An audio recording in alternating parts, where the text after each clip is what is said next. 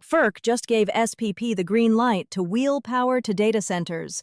But read the tariff, because the word sitting right next to it is temporary. This is the Data Center Daily. Today, an actual grid access tool from FERC, a sell-side reality check from Jefferies, and Delaware putting bring your own power into statute. Two branches of government moved on the same bottleneck in one news cycle. After the week I've had cataloging walls, I'm not going to pretend that's nothing. Let's start with FERC and SPP, the first grid access move all week that isn't PJM or ERCOT. And it's curtailable. The headline says it plain, a hard supply ceiling. The money showed up, the megawatts didn't. On temporary, in FERC tariff language, that means the service can sunset or get reassigned. It's grid access with no guarantee it sticks. Temporary by whose clock? When the tariff lapses and the load's still sitting there pulling power, who eats the exit cost? SPP's the grid, not a coat check. That's exactly why Delaware matters. The bills say walk in if you want, but carry your own fuel. And here's the part I love. Delaware's draft puts data centers first in line to get cut in an emergency. A legislature put it right in the bill. You get shed first. That locks in the distinction we kept circling on the BDX and PLN deals. Secured through a utility versus self-supplied is now in statute, not just on a press release. A moratorium couldn't touch an application already in the queue. This gives the state an actual lever instead. Then, Jefferies. Demand far outstripping supply despite record hyperscaler CapEx. Goldman on June 4th worried about capital adequacy. Jefferies flips it. The check clears, and the product still doesn't arrive. And that changes the risk math for the private infrastructure funds underwriting this. If demand is outrunning supply, even at record spend, that's a different bet than Goldman framed in early June. Right. You're underwriting energized megawatts, and there aren't enough to go around. TikTok's Thailand approval also got a number today, $25 billion in CapEx. That lands in the same ballpark as Goldman's entire quarterly upward revision for one country. Approval from a government body isn't signed power and water. Same question I asked on India, just moved east. That's 3 this week. India, San Angelo, now Thailand. Big CapEx figure, no in-service date attached. We'll watch for the timeline. The Nvidia SK Group deal has the same shape, by the way. Announcement first, dispatch priority, still TBD. FERC moved, Delaware's drafting, Jefferies put a number on the gap.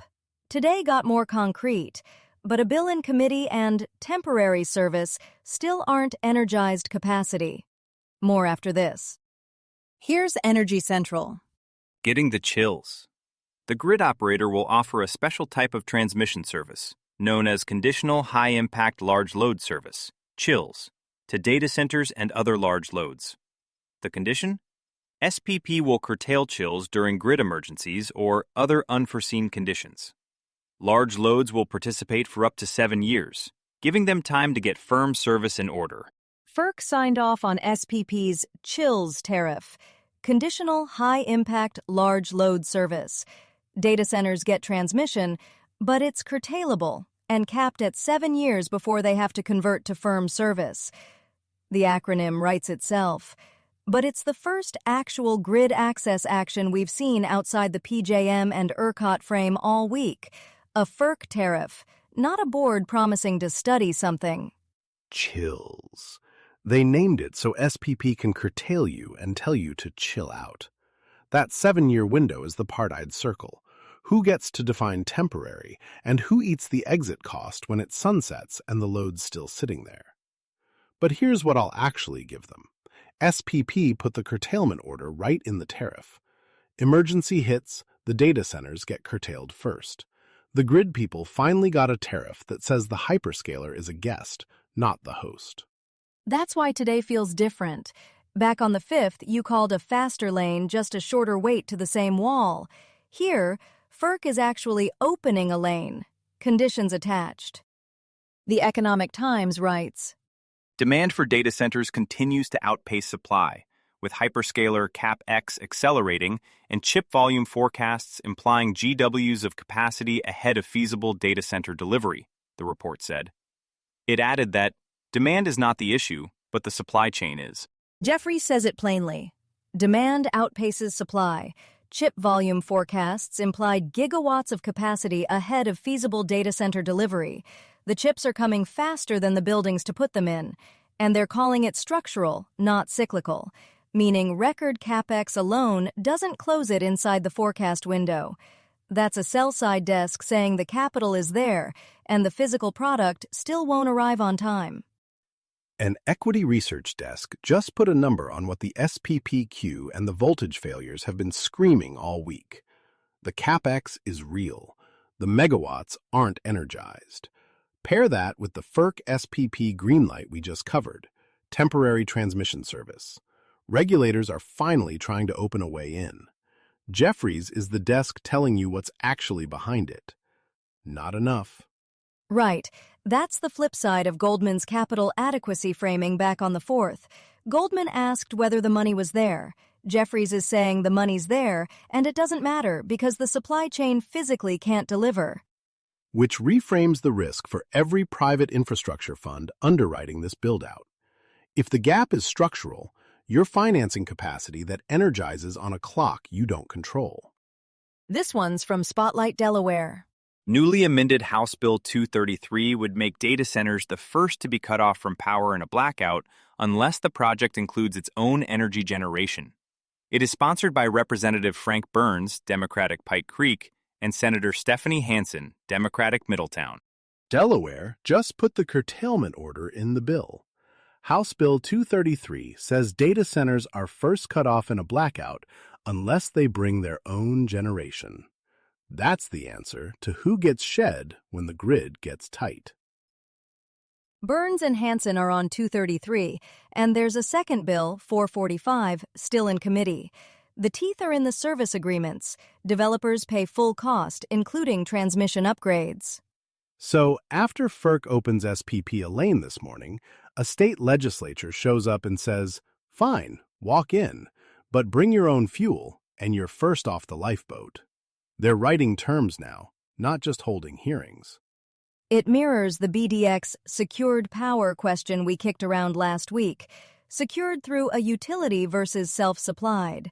Delaware's now codifying that exact distinction in statute. A bill in committee isn't a built power plant, but today the paperwork started to get teeth. And let's be honest, first to take the hit is one of the most punitive curtailment provisions any state's floated this cycle, per Spotlight Delaware. Critics say it scares the industry off. Good. Make 'em prove the power's real. The question now is whether Delaware's reserve margin even needs this lever, or whether it's PJM spillover anxiety written into law. Either way, it gives other states a template to copy. Here's Jerry Owens at Tech Times. Thailand has approved one of the largest data infrastructure investments in its history, and TikTok is the anchor tenant. The country's Board of Investment cleared 6 projects worth a combined 958 billion baht, roughly $29 billion, with TikTok's data center expansion accounting for about 842 billion baht, or $25 billion, according to the Bangkok Post. Thailand's Board of Investment cleared 6 projects worth about $29 billion, and TikTok is $25 billion of it. 842 billion baht, anchor tenant, per the Bangkok Post. For scale, that one approval is in the same neighborhood as the entire upward revision Goldman put on quarterly CapEx earlier this week. One country, one tranche. Approval. Same word we heard in San Angelo and India. A Board of Investment sign-off is not a signed power contract. And Cha Chong Sao went from rice fields to server farms without anybody showing me the megawatts. Right. It's servers, storage, processing across Bangkok, Samut Prakan, Cha Chong Sao. What's not in the release is an in-service date, and after the Jefferies piece we just covered, that's the line I'd read first. That's 3 geographies this week: India, Thailand, Texas, where the announcement landed before the power did. Jefferies just told us demand's outrunning supply, even with record spend. This is what that gap looks like on a map. This one's from the Business Times. Memory chip maker SK hynix signed a multi-year technology partnership that will see it commit to developing advanced types of memory for global AI data centers, SK Group said. SK hynix and Nvidia said the agreement, which comes as memory chip makers have been straining to keep up with demand, would enable supply to keep pace with Nvidia's plans, which have expanded to robotics, personal computers, and AI supercomputers. Quick update on the Nvidia memory supply ramp. SK hynix just signed a multi-year partnership to develop advanced memory for AI data centers. Naver, SK Telecom, and Doosan are bundled into the same announcement. No deal values disclosed by anyone. So what we have is Jensen eating pork belly and Seoul and a stack of MOUs. Soju and a baseball pitch. That's the choreography. The substance is HBM4 for the Vera Rubin platform. Nvidia needs Hynix's memory more than Hynix needs the photo op. And it's the same pattern I keep flagging. A partner signs up as customer and supplier in the same handshake. That's a supply negotiation wearing a sales deal costume. Right. The interesting line is multi-year and develop. Develop means roadmap. None of this is HBM4 shipping into a rack today. Which lands funny against the Jefferies piece we just hit. Demand far outstripping supply. Jensen can sign in Seoul all he wants. The memory still has to get fabbed. If you follow AI infrastructure, you might also like Anthropic Pentagon Watch, a daily briefing on Anthropic's fight with the DoD over Claude, military AI use, autonomous weapons, and AI procurement blacklisting. Find it wherever you listen to podcasts. If something in today's briefing made you want the details, we've put links to every source in the show notes. They're there whenever you want to dig a little deeper. That's the Data Center Daily for this Tuesday, June 9th. This is a Lantern podcast.